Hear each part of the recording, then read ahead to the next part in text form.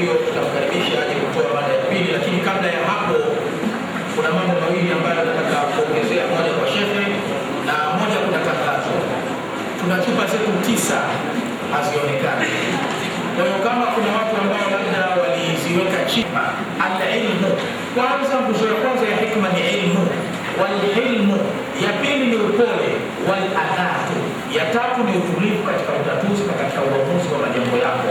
Kwa hiyo ndio maana shekhe akasema usiwe na jazba linapopata tatizo lolote, kwa maana kwamba lazima uapply knowledge yako katika upole, lazima uapply knowledge yako pia katika utatuzi wa majambo, kwa maana usikupeke katika utatuzi wa majambo, ufanye ushauri, ujaribu kuwasikiliza watu ambao watakaokueleza fanya hivi na hivi, ndipo watakapokuja kutoa maamuzi. Kwa hiyo hizi ndizo nguzo za hikma, waman utiya al-hikma faqad utiya khayran kathira. Kwa hiyo baada ya hapo sasa tunamkaribisha presenter wa pili ambaye atapresent mada The Need of Khilafah, Leadership in the Contemporary World, ambaye ni Sheikh Shaaban Maalim Omar. Pamoja na kwamba tumechelewa, tunamkaribisha aje kutumia muda wake. Alhamdulillah. Alhamdulillah alladhi bi ni'matihi tatimmu salihat. Wassalatu wassalam ala rasulil karim alladhi ja'ala al-'aqidah al-islamiyyah asasan li fikratihi wa ja'ala al-ahkam al-islamiyyah miqyasan li a'malihi. Salawatullahi wa salamuhu alayhi wa ala alihi wa ashabihi wa qurrul bayan. Ahbabul kiram, uhayikum bi tahiyyatil Islam. Assalamu alaykum wa rahmatullahi wa barakatuh.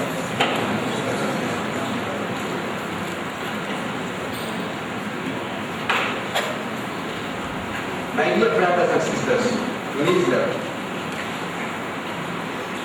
I'm highly appreciated to represent this vital issue, the need for Khilafah. What is Khilafah? What is this Khilafah we are talking about? In modern world, it is Khilafah which brought harmony, peace,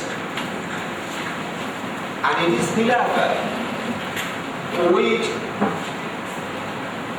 removed all oppressions, brutality. It is Khilafah. فالخلافة ما هي الخلافة؟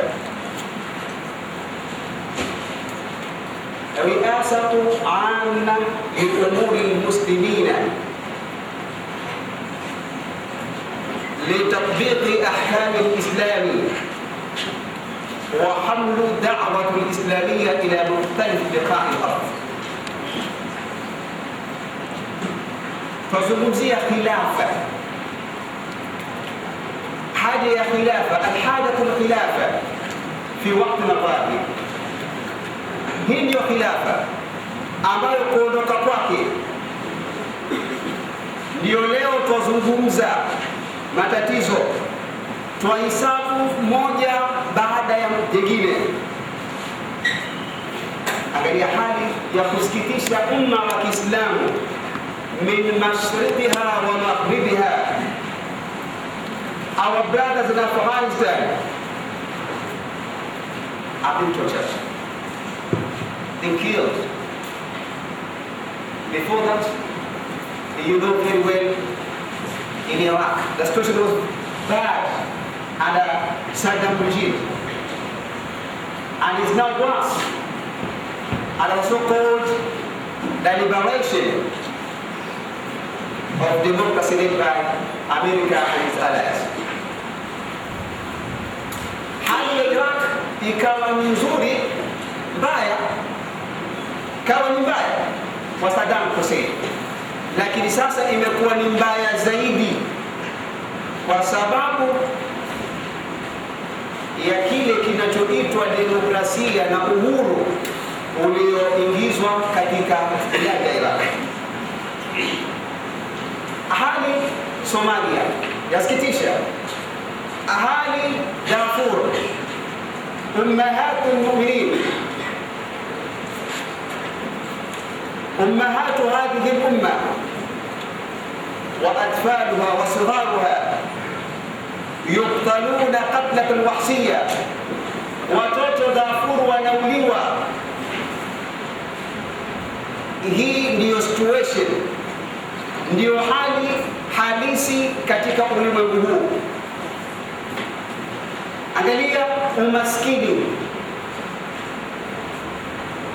Ni aibu ulimwengu wa Kiislamu unaumiliki 61% ya oil reserves. Aibu tena kubwa ya nchi zile. Mali hii yote inaishiria mikononi mwa nchi za kimagharibi, mwa rasilimali imperialists, the greedy people, ambao hawa kazi yao kubwa ni kugandamiza umma wa Kiislamu kiuchumi, kisiasa na kimaadili. Ardhi zetu zilipokuwa ni moja ana shield of khilafa, si Turki, si Spain, si Pakistan, nchi hizi zote zikawa ziko chini ya mwamvuli wa khilafa, hatukuona mateso haya, hatukuona moral degradation, hatukuona social crimes, hatukuona sexual harassment, hatukuona watu kutembea uchi. Inna lillahi wa inna ilayhi raji'un.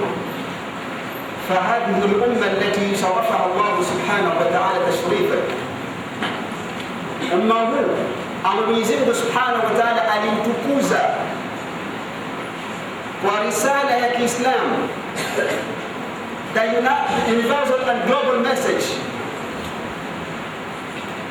Umma huu leo unakuwa ni duni thamani, wanyenyekea mawazo ya binadamu, ibadu rabbil ibad. That's the report. Wanyenyekea siasa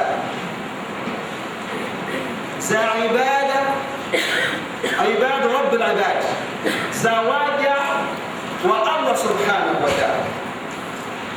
Umma huu ukaacha kutumikia kile kilicholetwa hapa ulimwenguni kwa roho, sisi sote kuwa ni watumwa wa Allah subhanahu wa ta'ala, wala si watumwa wa wanadamu wenzetu. Ahbab fillah, hali hii, je, kuna haja ya khilafa? Hali hii tunaiona leo. We are not talking about Zanzibar, Tanzania, the mainland. We are not talking about Kenya. We are talking Islamic world in general. Tuzungumzia ulimwengu wa Kiislamu ambao wewe na mimi, alhamdulillah, fa anta muslim. Hali hii, ndugu zangu, ni hali ambayo tunaishi katika nidhamu za kijahilia. Nidhamu hizi zimetumwa na magharibi under the keys to create free and democratic society. Eti wasema ulimwengu kwa kuishi chini ya mfumo wa kikafiri wa kibepari ndio utafanya ulimwengu bora. Inna lillahi wa inna ilayhi raji'un. Just take a look at the Islamic era. Wanawake walivyokuwa wakinyanyaswa, dhulma ilivyokuwa ikikithirishwa Maka, unsuru akhaka dhaliman au madluman. Almar'a al-arabiyya qabla majii al-islam, mwanamke wa Kiislamu mwanamke wa Kiarabu kabla ya kuja Uislamu alikuwa kinyanyaswa. Lakini idha sa'alta shaban musliman man baddala hadha an-nizam al-fasid fayaqulu anna rasul sallallahu alayhi wa sallam huwa alladhi ghayyara hadha al-mujtama' al-fasid. Wa bima ghayyarahu bin-nizam al-ilahi. Alibadilisha, nani kabadilisha hali hii ya kijahilia? Sote tukubali kwamba sallallahu alayhi wasallam kaibadilisha hali hii kwa kuweka Uislamu. Islam, the divine ideology. Uislamu hautungwi leo kesho tubadilishe, la. Islam, al-Islam yusalihu fi kulli makan wa huwa salihu li kulli bashariyatin.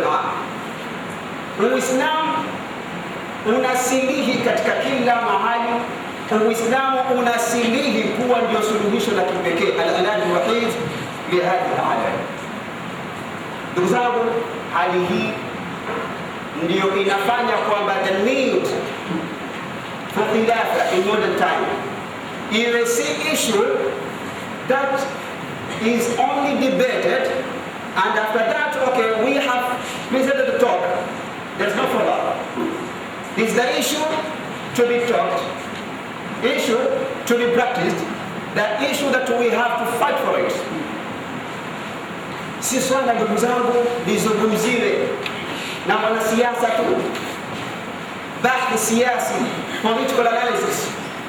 Hili ni swala lizungumziwe na umma ishiriki ya Kiislamu kuleta mabadiliko haya, ambayo haya mabadiliko tutakuwa radhi katika ulimwengu, na tukirejeshwa kwa Allah subhanahu wa ta'ala tutaridhia na kuingia pepo yake.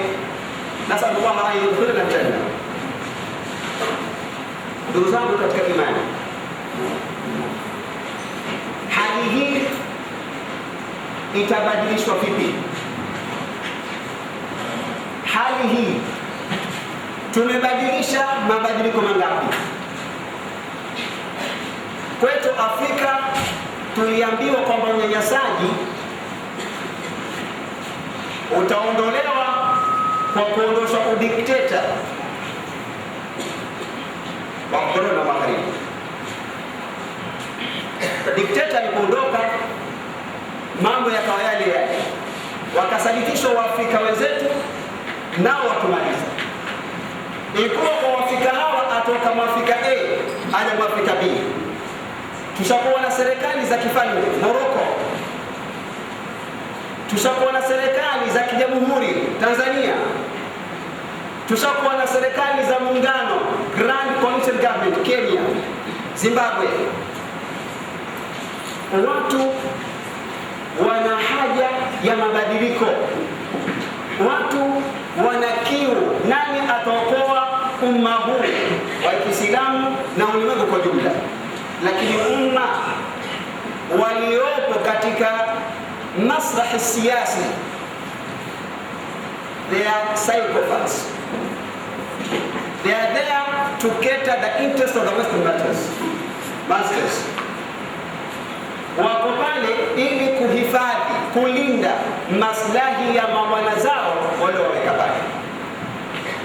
Ndugu zangu, tukaweka nidhamu tofauti, lakini usuli wa nidhamu hizi zilikuwa ni nidhamu zile zile za kibinadamu, nidhamu zilizotungwa.